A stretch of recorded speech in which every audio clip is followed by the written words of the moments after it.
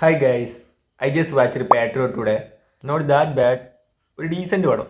ഒരു യൂഷ്വൽ മഹേഷ് നാരായണൻ പരിപാടി കിട്ടിയില്ല. Still watchable one. Technical wise ഈ പടം ടോപ്പിന് വെച്ചാണ്. ഈ റീസെൻ്റ്ലി വന്നതിൽ വെച്ച് ബെസ്റ്റ് മേക്കിങ്ങിൽ ക്വാളിറ്റിയിൽ അന്യായ ക്വാളിറ്റി, DOP എഡിറ്റിങ്, പിന്നെ സ്കോറ്, സുഷിൻ്റെ സ്കോറ്, അതെല്ലാം top. Performance was good. Still something is missing. May be of writing.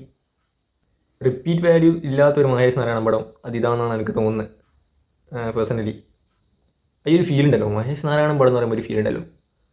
What I meant is this. അവനെ കൊണ്ടൊന്നും പറ്റൂല സാറേ.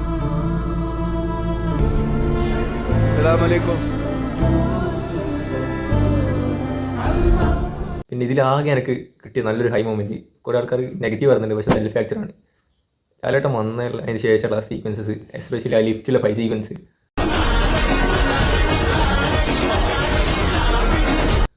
ഫൈറ്റ് സീക്വൻസ് ഒക്കെ കിടിലായിരുന്നു. പിന്നെ അത് തന്നെ ഉള്ളൂ, ഒരു പ്രാവശ്യം കണ്ടിരിക്കുക.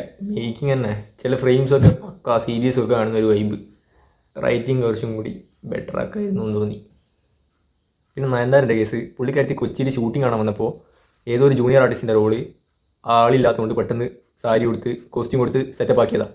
അല്ലാണ്ട് ഇങ്ങനെ വരാൻ വയ്യില്ല. നയൻതാരക്കൊന്നൊരു വിലയില്ലേ. ഫഹദ് പിന്നെ as usual repetitive hyper active character. അപ്പോൾ എല്ലാവരും ഫോണിൻ്റെ ക്യാമറയിൽ ഒരു സ്റ്റിക്കർ ഒട്ടിച്ച് വെക്കുന്നത് നല്ലതായിരിക്കും.